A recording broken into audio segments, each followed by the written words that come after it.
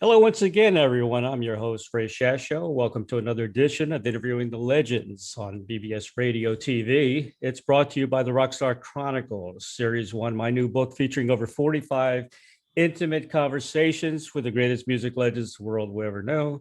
It's available now at bookbaby.com and amazon.com. For the 50th anniversary of Ram by Paul and Linda McCartney, over 100 musicians have come together to celebrate this much loved seminal album.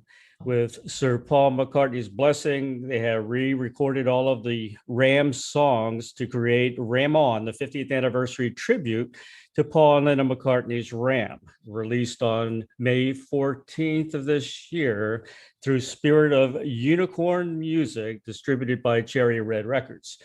Having played with New York's jazz elite, Denny Seiwell received an invitation from Paul McCartney to move to London and become a founding member of the post-Beatles phenomena Wings. Denny toured with Wings and played on many of that era's biggest hits, My Love and the Oscar-nominated Live and Let Die, along with McCartney's Ram, Wildlife, and Red Rose Speedway albums.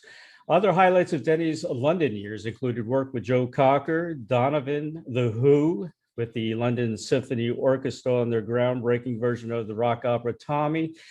Denny's signature drumming can be heard on records by Art Garfunkel, James Brown, Astrud Gilberto, Deniece Williams, Janis Joplin's posthumous Farewell Song album, and Billy Joel's Cold Spring Harbor. Please welcome legendary drummer for Paul McCartney and Linda McCartney, and then Wings, Denny Seiwell. Hello, Denny. Hi, Ray. That was a mouthful. Thank you. Anyway, you got it all right too. Thank you, thank you. Most people stumble on Astrud Gilberto. Oh, Astrud No, you Gilberto. got it. Okay, You nailed it. Yeah. awesome. What is he Brazilian or is he? It's a old lady. It's Oh, okay. God, I'm way off. That's too no. We're good. We're good, Ray. Good. At three, the button gets pushed and you get kicked out of the seat, and your partner comes in. I wouldn't be surprised. What was the atmosphere on Ram in the studio? I know it was a lot going on right after the Beatles. What was that atmosphere like anyway? I had to pinch myself every 5 minutes to make sure that I was still alive. Uh, you know, uh, we'd been making records with a lot of important artists of the time, but not a Beatle, not especially a Paul McCartney. So the atmosphere was, it was uh, of a legend, an icon, and two guys that were just New York session men who had to bring their best game to their best performances to this show that we were involved in. And Paul would come in and he would just play the song to us that we were going to do these days. Oh my God! And Dave Spinoza or Human, we'd look at each other and said, "Well, we better come up with some really good parts. This music will be heard for many years." And here we are, 50 years ago, and it's more popular than it was when it was released. So, Your kind of an audition, I guess, right. with Paul McCartney was kind of strange because you were in a kind of a bad place in town I and a think kind of old 33rd building. Street between Ninth and 10th. You could Right. get mugged in the daytime there. What was that all about? Why did they pick that location? Clandestine. He wanted to not have the cameras around. And, Right. they loved New York because they could walk the streets and people would leave them alone. Hmm. New Yorkers would go, "Hey, Paulie, how you doing?" And they just keep going. Yeah. But he was not mobbed by crowds and all of that. We went to restaurants and people were very respectful. New Yorkers don't give a damn, they don't care who you are. Yeah. And, they paid their respects, but they didn't bother him. And they loved that. But when he went to about looking at musicians, I think he just wanted a private setting. It was a brownstone, uh, dirt floor basement, Hmm. set of crappy drums from Studio Instrument Rentals, and that was it. They were sitting over in the corner. I don't even remember if there had to be a couple of chairs there, but Yeah, I don't think there was any electricity in the building. And I really thought when I got there, I said, "Is there a studio in this?" There was a guy sitting in the lobby. I walked up the steps to the brownstone, and he said, he pointed to the basement. I said, "Ooh, that's not a good sign. When they point to the basement, something bad's going to happen, you know, like a horror movie or something." Well, I went down, and there's Paul and Linda, and I said, "Hey, you're Paul McCartney." He says, "Yeah, I know that." And so anyway, he asked me what to do. He told me what they were about to do, and he asked me if I minded playing for him. And I think the next thing that I said, "Well, you want to play with me? You got a guitar or a bass or something we can just play together." He says, "No, no, no, I just want to see you play." And I said, "Well, I get it. If you can't get it on by yourself, how can you get it on with somebody else?" I think he liked that. Yeah. So, I just sat down at the tubs and I said, "What do you want to hear?" He said, "Let me play some rock and roll." And I went, "Okay, here comes Ringo." I just, went right to the tom-toms. And he liked my attitude and the fact that I could get it on. Hmm. And I think I was the first one that made it to that audition. I'm not sure of this though, but anyway, I walked out and I was there 15 minutes. I said, "Gee, thanks, and really great meeting you." And I left, and I think, I'll never get if he's here auditioning drummers, there's a million guys that are going to get it before me. Right. So I forgot about it, and I went back to my work. And 3 or 4 days later, the phone rings in my apartment, and I happened to be there, which is unusual. And I pick up the phone. I goes, "Yeah, who is this?" He said, "This is Paul." "Paul who?" I said, "What do you mean, Paul who? This is Paul, you schmuck." He did say that. But anyway, uh, he said, "I want to hire you for this project." And I said, "Give me a minute. Just let me see if I'm available." Yeah. Put the phone down, threw everything in the air, and I said, "Yeah, I think I can do it." And then he asked me to not book anything for 6 weeks, Mm. Monday through Friday, 9 a.m. to 6 p.m. banker's hours for 6 weeks. And I said, "Okay, I can do that." And I was thrilled, excited, and everything. And later I found out that he hired 3 drummers for the project. The first one with me, was the first, but then he hired Donald McDonald, who was one of my favorite players, a great, great drummer, who died at 41. Mm. He fooled around a little too much with the mad 60s, Yeah. hit his body in. And then there was this incredible black drummer by the name of Herb Lavelle, who did a lot of the Motown and R&B stuff in Right. town. He was a great drummer too. And so after the first week, though, Paul and I started working, and we hit it off so good that he let the other 2 guys go, and he said, "You're going to do the whole album. I think you're right for this thing." So I was thrilled. My career couldn't get any better, and it was beautiful, man. I couldn't wait to get to work. Yeah. Ram was a great album. You guys recorded that in New York and also LA. Is that right? Well, yeah, most of it was done in New York. Okay. There was only 2 or 3 tracks done in LA, Right. which was near the finish of it. We had a couple left to go, and I think Paul was coming out here to get the Grammy for Let It Be, Hmm.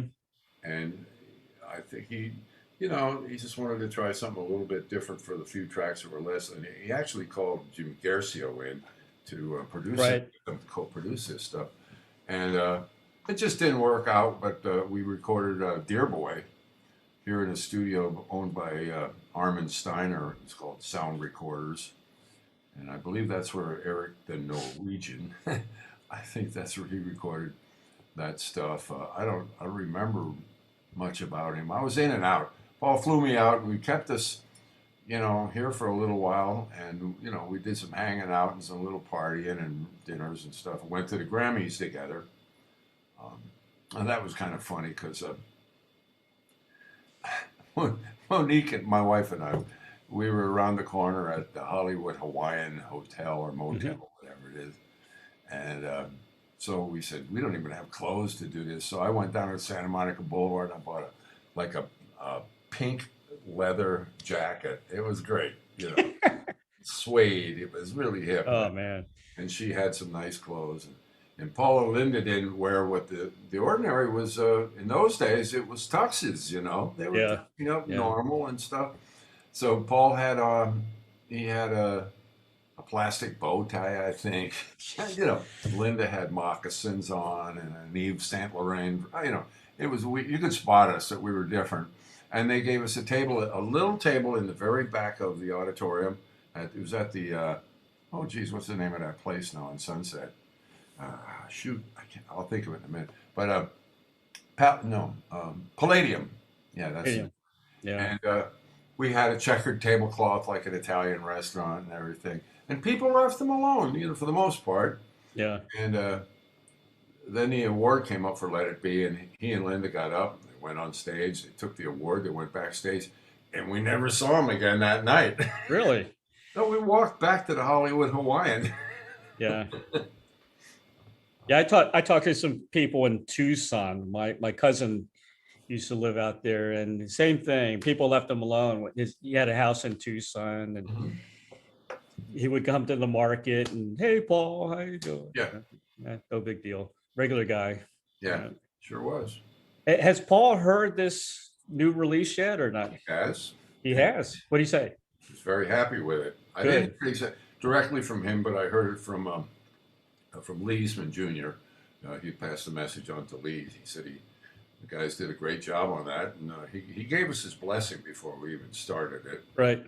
And he knew how important Ram was to me. It was like the thing that kickstarted my career, and it couldn't get any better. Anyways, as soon as I was making a lot of records in those days, but I probably made a couple of hundred records over the years. But Ram was always my favorite. I considered it the best effort I put in. I gave the album 5 stars. Some of the songs I really liked. Too Many People featuring Dan Rothschild was a great version of the tune. Really, really enjoyed that. That's Paul Rothschild's son. Oh, Paul Rothschild's son. Okay. The producer, yeah. I didn't know that. Yeah, the door. And you had Durga McBroom, which is with Pink Floyd, well-known Pink Floyd singer on Legs, featuring the Dirty Diamond. Another great song. Is it Pat Sansone? Is that his name? Yeah. Pat sounds a lot like Paul. And I guess he was from Wilco, right? Was that the band he was with? Exactly, yeah. Exactly. I didn't know any of these guys. This is all Fernando's. I mean, he's got a network of those, what do you call them? Gen X's or 40-year-old guys in the music business, and people that I didn't really know. And when we really thought about doing this, I said, I don't know if it'd be right if I call in all my heavyweight friends to do this. I don't know about that. And Fernando says, I don't think that'd be right either. Why don't we find people that absolutely love the Ram album, and it's in their DNA, it's part of them, and let's see if that will be the best call. And it was. He knew all of these people, and my job was the hardest job of all. He did the heavy lifting, but I had to say, that guy is great, but this guy is better. Right. Or this guy is truer to the part and to the vibe of the album. So I had to nix a few performances that were really wonderful, but I'm really happy with what we ended up with. I think you were very smart for getting these guys. I mean, they're not household names. Yep. Very talented. Great musicians, great voices. I think you guys did a wonderful job. You really did a great job. Thank you. Yeah, we're real proud of it. One of my favorite songs, I wanted to get Paul on one day and ask him. I wasn't going to ask him a lot of Beatle questions because everything has been done about the Beatles. I wanted to ask him about, Uncle Albert, because I never understood the song. Do you get it? I heard him talk about it on one of the, the reissues. I heard him talk about it, but I don't know. It was just he started singing this song to me, and I went, "Wow, that's so beautiful!" And I went, Uncle Albert, on the telephone talking. I said, "This is crazy." And on the Hangs Across the Water, the time turns around, and Oh man, and we rehearsed it a couple of times. Hmm. That's a track. That's the only track on the album where Paul asked me to find a different part. He never gave me instructions on what he wanted to hear. Right. But on the beginning of Uncle Al, I was just playing ching, ching, ching. Hmm. I was just playing like a regular beat. And he says, "Can you find a part that breaks up and exposes the vocal a little more?" Hmm. So I went, "Wow, that's weird. I've never been asked that before." So I fooled around with it for a minute and we rehearsed it. And boom, jack, ba-da-do-dum, boom. So it fit the vocal so beautifully. He said, "Ah, that's perfect." Hmm. And that was it. But he gave me a clean slate, a clean palette Good. to bring my creativity to that whole record. And the Yeah. songs were just so special, man. And one day I was hanging out with I'm friends with Ringo. I see him a lot out Hmm. here in LA, and he goes, "Oh yeah, Denny, you could play all that. I'll bet you played that whole Uncle Albert track in one take." And I said, "As a matter of fact, we did." That was cool. That's one of my favorite songs. Oh, And my middle name is Albert. So, oh, okay. And you know what? I think the kids. We had a guy from the Netherlands put the vibe part on there. There was a girl, I don't know their names. She played the harp part on there, and apparently there was a girl that put all the string parts on one at a time, and those string section parts were just like the record. I mean, it was brilliant. it was is it Bebop Palula, right? Isn't that Bebopalula, Bebopalula. Bebop Palula? Yeah. I'll be honest with you, I never heard him before, you know? Well, I knew a couple of little kids in Bebopalula. I think his name is Alex Jules, Right. because they played in Denny Lane's band, and I did. Hmm. Denny was playing here in LA at a place called Bogies, and he asked me to come out and sit in and play Live and Let Die with the band. And so I met a couple of the guys from Bebopalula. So they were also Denny's band Right. when he'd be playing on the West Coast. Well, they did a great job on Yeah, that. sure Yeah. did. Smile Away featuring Timmy Sean, another great cover. He killed me when I Yeah. first heard his voice. In Yeah. fact, we tried not to use anybody on more than one track, Right. but we had to use him on two, I think. But when I first heard his voice, I went, "Wow, this is beyond perfect." So if you listen to that track, when you get to the guitar solo, that's Hmm. one of the highlights of the album for me. You know, we had a lot of stuff going on, and Right. I said, "You know what? I want one of my buddies on this record, and a guy that's become like my brother. Uh, he lives around the corner here, Hmm.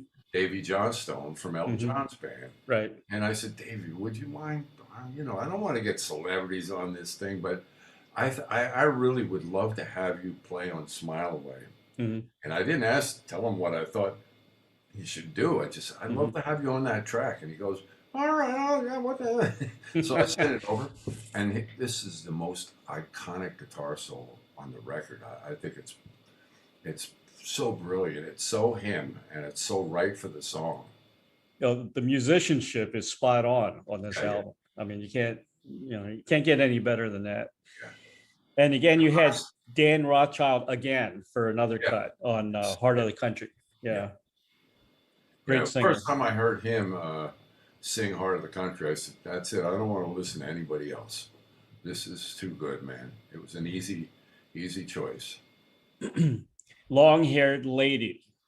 Well, that was done during the Ram period, and it was Yeah. released during Wings.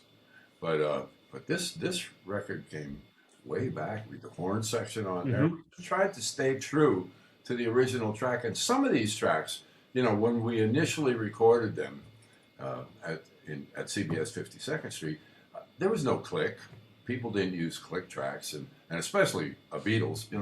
So Paul, we just Right. recorded them, and it'd be like an epic song that went all over the place.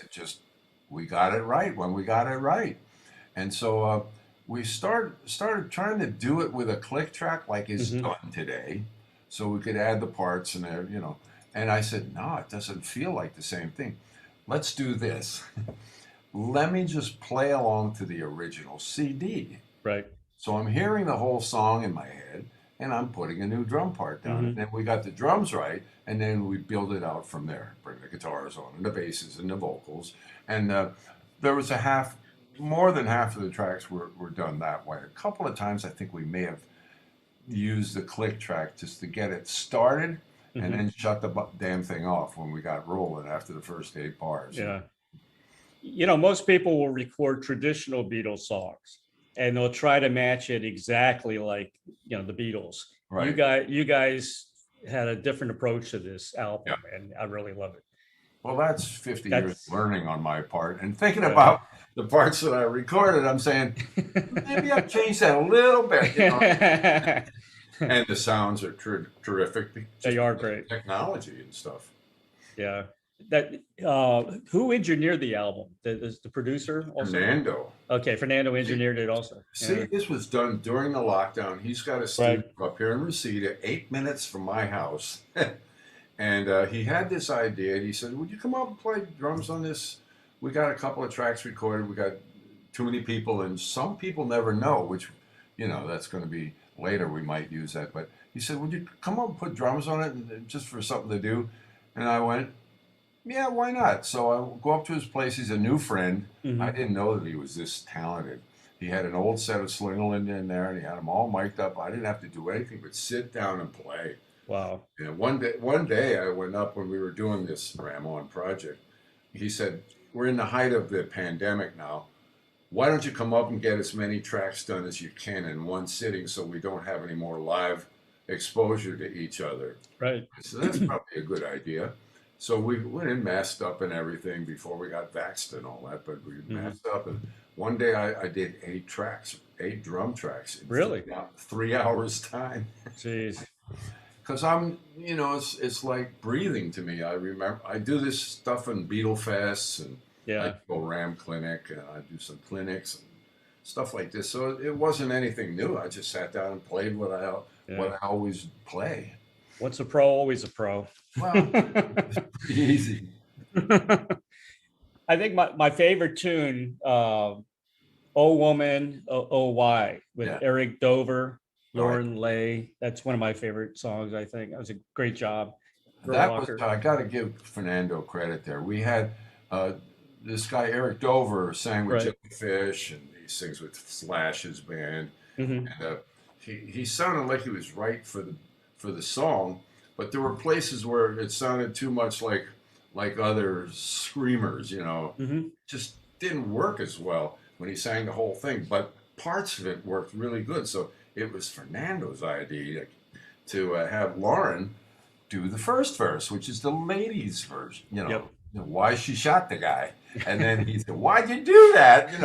And it turns into this beautiful duet, and it really it's one of Paul loved that song too much. I mean, it was so different from the rest of the record. And I was over to see him years ago in London, right after Linda passed away, and we were goofing on that, and I was playing drums in his studio, and I started playing that beat. He goes, "Oh yeah, wasn't that great?" He said, "We had a gunshot in the studio and all that." I said, "I wasn't there. I don't remember that." Drummers aren't allowed around guns, But it's a big, strong rocker, man, and I don't know if we ever did that live with Wings. We may have. I'm not sure now, but that should have been on our playlist for sure. I saw Wings live, but you weren't there. It was the Wings Over America concert. Yeah, which was really good. It was I wasn't there because we got busted in Sweden for pot. Well, at least you didn't spend time in a Japanese jail like Paul. I heard him tell that story. Yeah. Oh, it must have been horrible. That was brutal. Yeah. No, we got drug off stage. I'll never forget it. We had our band jackets on sequin lapels, nothing on short sleeve, nothing underneath it. We got drug off stage and taken down to the police station, and I'm alone in there. 2 cops just stiff arm me and take me in there. Then I hear some ruckus coming down the hallway, and it's Paul and Linda, and they're raising all kinds of And the cops are apologizing. They can't give us a drink or a sandwich, you know. Hmm. We're sweaty, everything from the show. Yeah. And the promoter come down and paid the fine. It was some Right. and sent us the package, you know, Yeah. with my name on it. That's not right. And of course, now it's legal. Yeah, really. Come on. Yeah. There's still guys in jail being busted for pot, which is ridiculous, you know? Yeah. That's crazy. And of course, you were on Wildlife. Hmm. Alan Parsons was on that, and Tony Clark, right? Engineering. Yeah. Yeah. That's why in the beginning on Mumbo you hear, "Take it, Tony." We were down, you know, that album was very organic. Hmm. We had just, like originally, Paul called me up after Ram. My wife and I went to Scotland to hang out with him a little bit, knowing we could go see her family in the south of France. And Right. so we're there hanging out. And he said, Hugh McCracken's in town. He's in Europe, Hmm. finishing a tour with Gary Wright. So he's going to be here too. So Huey and Holly, his wife, came up to Campbelltown, and we went up to Paul's place, and we hung out. We had a few drinks, and he said, "You want to tomorrow? Come on up and leave your wives down in the hotel or in the village, and just come on up. And we're going to start just goofing around and making some music." And I said, "Yeah, okay." Right. So he said, "Man, I really miss having a band. And I think I want to put a band together. Hmm. And are you guys in?" And I said, "I'm in." Immediately, Huey thought about it. He said, "Can I let you know tomorrow?" And he talked it over with his wife, and I didn't know it. Paul didn't know it. Hmm. That he had a prior marriage with some young kids, and he didn't want to miss their childhood by having to live in Europe, you know, or in England. Yeah. So he said no, and it always freaked Paul out. And I got to make that right a couple of years before Huey died. Hmm. I was in New York and called him up. I went up to his apartment. We were hanging out, and he, you know, we were just talking about the old days. He broke his acoustic guitar out and played along Right. with Uncle Albert. You know, it was amazing. It was so sweet. And then he said, "You know, the reason why I didn't go along with you and join the band with Paul?" I said, "No, what the hell was it? Was it because his wife was a model and she had a little acting career and stuff? Yeah. Was it Holly?" And she said, "No, I had a prior marriage and I had two young kids. I just couldn't miss Hmm. that." When Right. I told that to Paul, it was unbelievable. It meant all the difference in the world Yeah. because you know how he feels about kids and Oh yeah. children It's got a and ton of families. them. That's his thing, you know. And he said, "I'm so glad you told me that. For years, I just didn't know what to think, you Yeah. know." And so that was probably one of the best things I could have done for that whole period. Yeah. You know, Paul's never going to retire. I don't think so. I just saw him on an Instagram thing just 5 minutes He's ago. My he's wife, everywhere. he looks great. He sounds Yeah. great, man. You know, I keep telling him, you know, like, "You want to make a hit record? Call me up again." Yeah. Why not? No, I'm kidding, but he gets some great players. But I'll tell you something. Wings was so special. Great band. We had fun Hmm. like none of the other bands that he's ever had Hmm. since have. They've never had that kind of fun before. Yeah. I mean, we traveled, we lived. It was a family, and Hmm. it was really great. It really was. I think you said business got in the way of it all, pretty much, Yeah, didn't well, it? the Apple Court receivership, Yeah. and all of their funds was tied up, and we were making no money to begin with, and we were okay Shame. with that. But it Yeah. was on a promise that wasn't even gonna happen anymore. It caused some rubs. Hmm. It was very unfortunate. It's one of my only regrets in life that Hmm. I didn't sit Paul down and say, "Okay, you and I, come on. This is what we agreed upon. Let's Hmm. put it in writing." And Yeah. then someone told me that that wouldn't even be legal if we did while that receivership was on. So Yeah. I made a pretty drastic decision that I wish I hadn't made. You know, Yeah. that's my regret. But Yeah. we're still friends, and Oh I yeah. I still talk to him on a regular basis. Yeah. In fact, I just texted him. Seems like a good guy. Great. I know a lot of people that know I Paul. knew his Yeah. dad. You knew his dad, Jim. really? Oh yeah, went a bunch of times up in Liverpool. I met his dad. He Huh. comes from a good family. He's a good kid. He was a Right. good kid, you know. Just he's a year older than me, by the way. Is he really? Yeah. So June he'll be 79. I'll be 78 in July. Yeah. I think Ringo turned 80, right? He's 80 I think already. so, yeah. I Yeah. don't let him. He looks good. He looks really Ringo good. looks great. He looks Of really course, all he eats is broccoli and boiled potatoes. Is that right? I was invited to cover a couple of his shows as a guest, but I Yeah. never got to meet him. No, he's Yeah. a sweetheart. Yeah. He's living, he's full time in LA now. Hmm. And yeah, I see him almost every week, Yeah. except when he's out of town. But he's a great guy. Yep. Yeah, Great drummer. Great I'm drummer. thrilled that I'm the next guy that got the call to That be cool? drums. You know, Very cool, isn't it? yeah, it really is. Not many people can say that. That's right. You're the next Beatle.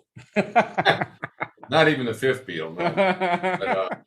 But I was the next drummer after Ringo. So That's awesome. that was a pretty big accomplishment. I was fortunate to interview Henry McCullough. Nice guy. Oh, And you performed with him. You did a couple of side things with yeah, Henry, right? Yeah. yeah. We were coming to New York to do the Beatle Fest, Right. and we hadn't seen each other in many years. And I don't remember what year it was, but I said, Henry, come on, let's make a Beatles album. Yeah. Let's do a tribute to, but do them. You sing the way you hear the Beatles Hmm. songs. And he goes, wow, that's weird. I said, just record them over, take a microphone and record you singing the songs, and I'll do the rest here. Hmm. So instead, he got some of his local buddies in Northern Ireland. They went into a studio and they put down the tracks with a drum machine, or a guy played a little drums. Then they sent it over, and I put drums on right here in the studio, Hmm. in my home studio. And it's Right. called Shabby Road. Of course, Henry had such a great sense of humor. Yeah. I just miss him so dearly. Like, Yeah.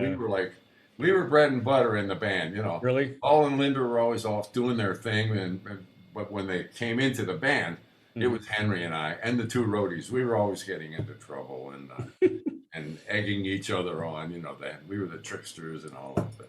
He I, told me one of his biggest accomplishments was doing that lead on My Love. oh yeah, Yeah. I was there, man. I Yeah. mean, I just remember hearing that playback and I had tears in my eyes. It was it was so brilliant, you know. And then years later, Henry and I got called. I think it was '03.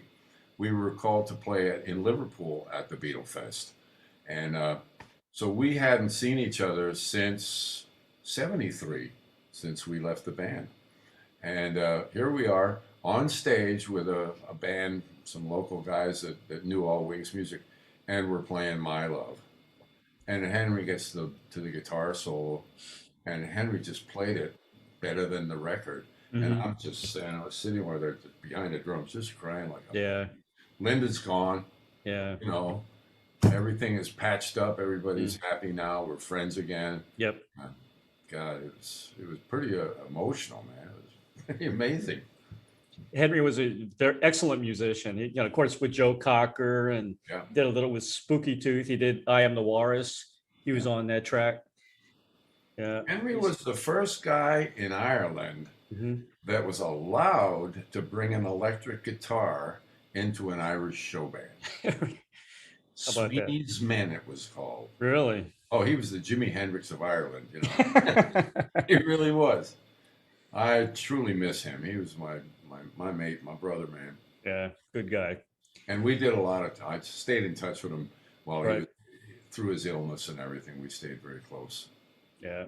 He was on Dark Side of the Moon. When it's one of the voices in the Oh back. yeah, yeah. We were all in there recording. They asked us, you know, we're really loose when we're in the studio Yeah. recording Abbey Road there, and they're Yeah. upstairs in the other room. Right. So they asked us a one-on-one to come in, and they'd give us this little 3x5 card Right. with some questions on it. Hmm. Don't read the question, just give an off-the-wall answer to it. Right.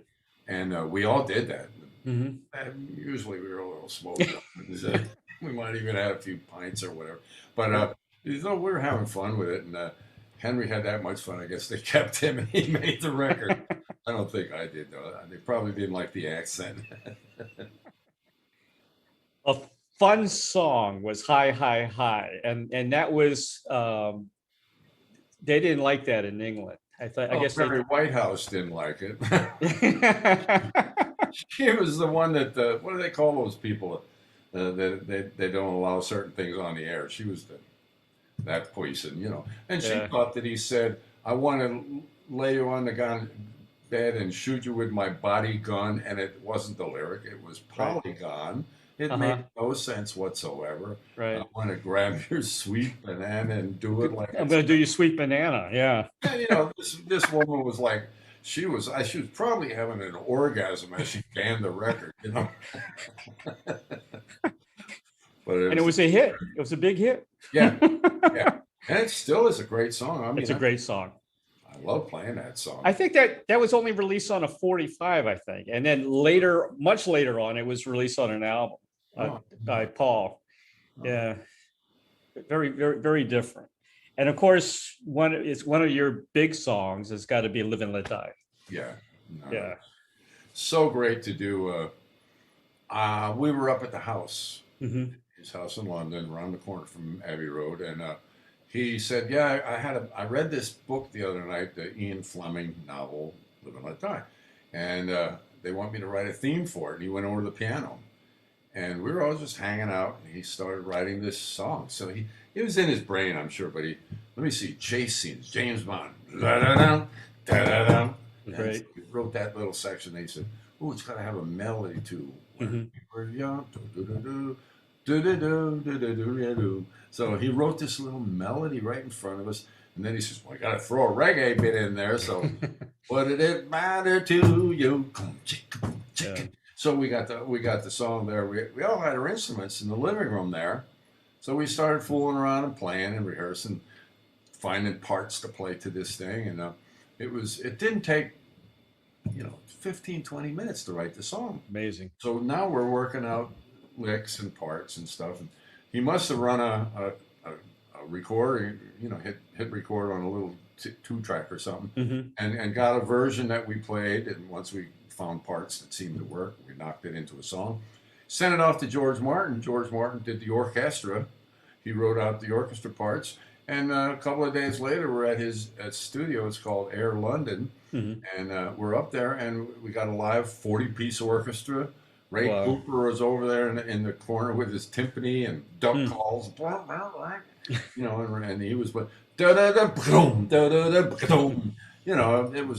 It just, we were in and out of the studio, That's crazy. live with the orchestra, Yeah. vocals and mix in 3 hours. That's amazing. Yeah, it truly was. Huh. Sounds like such a production that would have taken It was. days. It was just that when you have a craftsman like Paul McCartney writing Yeah. the song, good players learning their parts, and then George Martin writing the arrangement around it, Hmm. they can't lose. They can't lose. Yeah. Those guys wrote all those hit songs very quickly. I talked to Peter Asher, and he was there in was it Lindy? Whose house was that? I forgot. Uh, I think it was Paul's. Was it Paul's Asher? Yeah, his sister, right? Oh Peter yeah, Asher, we used to date Jane Asher. Jane Asher, yeah. And they wrote Hard Day's Night downstairs, and they came up and then sang it to Peter Asher. Yeah. I mean, that's how they did it. And it's amazing. Yeah, I was at Ringo's birthday party a couple of years ago, Uh-huh. and Peter Asher interviewed me and Jimmy Keltner. Oh, cool. That what a Yeah. treat that was. Jimmy's a good buddy of mine, but Right. to have Peter Asher, showering you with compliments, Yeah. that's pretty awesome. He's quite a gentleman and a very Mhm. knowledgeable and a beautiful man. Yeah, I told him he was the original Austin Powers with the red hair and the glasses. Yeah. Who were the drummers that got you interested in becoming a drummer? The early influences, I guess. Well, I was a jazz guy before I met. Yeah, and you still are, right? Yes, still. Yeah. But there were guys like Elvin Jones and Mel Lewis and Art Blakey, and I loved Mhm. all of those guys. And Yeah. and I came to New York to start my career just when pop music was coming into the modern Right. culture and TV commercials and radio jingles. And Mel Lewis and Grady Tate and all those guys were doing all the work, but they Mhm. played jazz. They played rock and roll with a little swing to it. And when I came into town, I played rock and roll more like like Latin music, like Hmm. Brazilian music, because I'd been to Brazil when I was in the Navy band, and I heard Right. bossa nova and samba and all that, which is Thank you for your service, by the way. but it's all straight eighths or Right. straight eighths rather than jing jing jing jing jing jing, Yep. rather than swung music. And Hmm. Ringo swings like a jazzer. That's why Hmm. he's such a great drummer. Hmm. John Bonham swung like a jazzer, but they Right. play rock in a different way. And so I that's how I got started, man. And Hmm. you know, and I was working in a jazz band at the Half Note with Al Cohn and Zoot Sims, Zeus and Sims. for no money at all, Yeah. $100 a week, 6 nights a week, and this is like '67, and Wow. and somehow the guys heard me. Who's the new kid in town playing with Hmm. the masters? And I started getting calls for recording sessions. So Yeah. and then Paul came to town and snagged. I was already doing. I did records with James Brown, Billy Joel, Yeah. John Denver, Hmm. J.J. Johnson, and Kai Winding, the trombone players, Yeah. Astrud Gilberto. You know, Hmm. I was doing. We do a record in a couple of days there because Hmm. they were paying you good money, so you came in and you bang, you nailed it, and you're in and out, in and out. And the records are still on the radio today. Yeah. I'm surprised you weren't one of the wrecking crew guys. Yeah, I was one step away. If I would have moved out here a little earlier, who Yeah. knows? But he's in there. Denny Tedesco's a neighbor. He lives right around the corner from us. Really? Very Is close. that right? Yeah, he's Huh. very. And his father, Tommy, I did a few sessions with him out here on some movie dates and TV shows and stuff.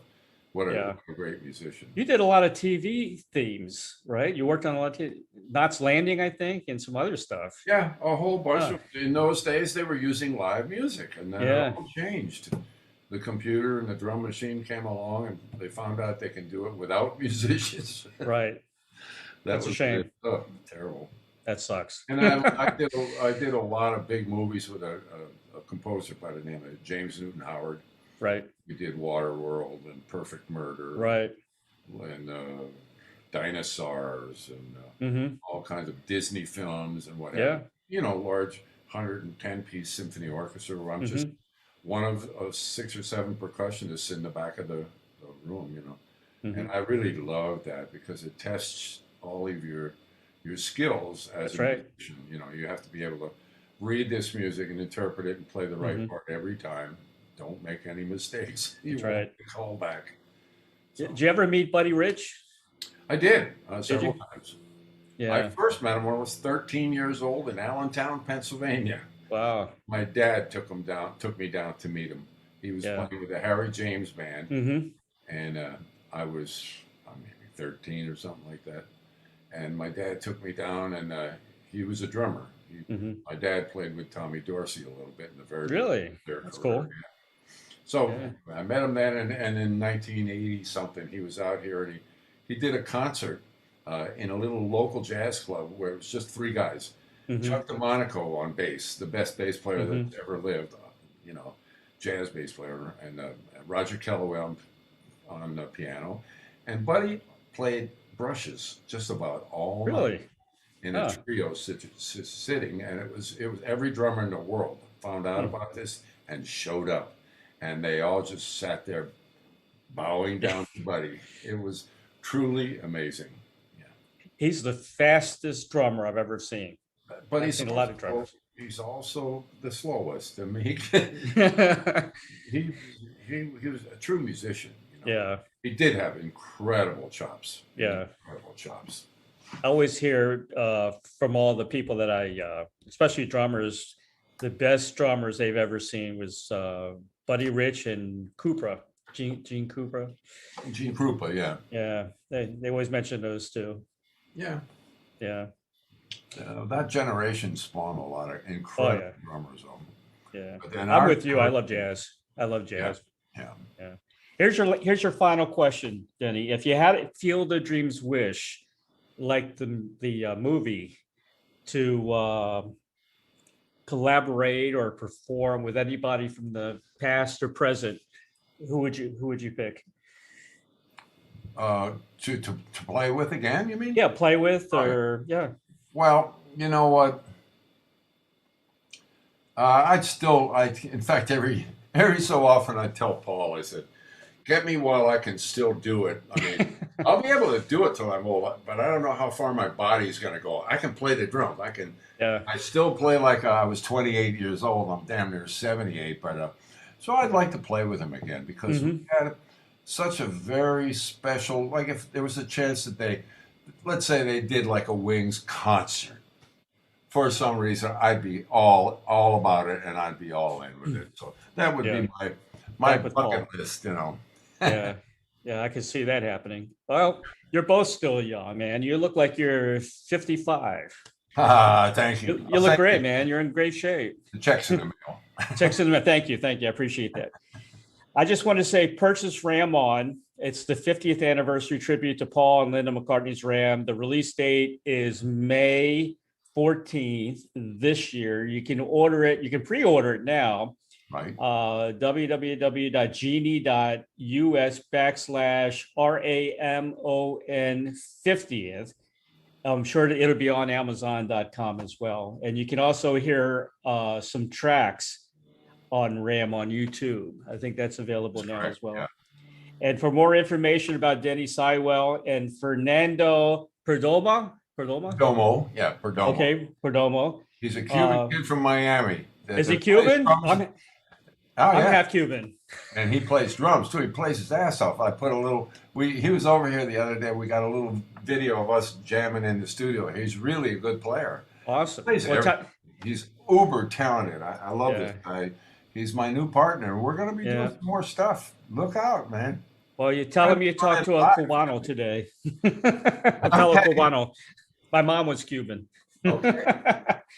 For more information, you can also visit www.dennyseiwell.com. You're on Facebook at denny.seiwell, Twitter at Denny's Trio. And also Fernando is on Facebook and also on Twitter. And the other thing you should mention is, like, if this sells like we think it's going to sell, they're going to make up a vinyl of it. So we'll have a vinyl ready for Christmas. It depends how the pre-orders go. But if it looks like, we got to talk to these people, man. The record buying public just got so used to getting it for free. It sucks. They're not supporting live music or recording musicians. This is how we pay the rent and we put food on the table for our families. So come on, get that money out of your pocket and buy music again. Exactly. Nothing but good for the world. And there's nothing like buying a Ram album. That was a great album. And this is 5 stars, ladies and gentlemen. It's a great album, done well, produced marvelously. You're going to love this album. You really are. Thank you, Ray. Yeah. Denny, thank you so much, man, for being on the show today. I really appreciate it. Hope to talk to you again soon. Do you have anything going with the jazz band right now? Yeah, well, now that we're starting to open up again, Jazz Trios, here's my mouse pad. You'll get a kick out of it. Awesome, cool. That's the last album. Trio. Called Boomerang. Boomerang. That came out on Quarto Valley Records in LA. Okay. And that's available in vinyl and CD and on my website. And we're going to be starting to look to we got to find a manager and an agent at this point so we can play some of the jazz festivals in the summer. Oh, definitely. And I really want to. This is a great record. It's a great trio, and it's become my project.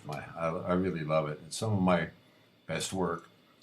Well, make sure you come to Florida. We got Clearwater. We've got the Tampa Bay area. We got a big jazz fest down here as well. Yes, so I love that. I love it. And let me know when you're in town. You got it, Ray. All right, Denny. Thanks, man. Thank you. Everybody have a great time. Stay safe out there. It's almost over. Almost. You're right. Peace and love. Peace and love. Take care. Bye-bye.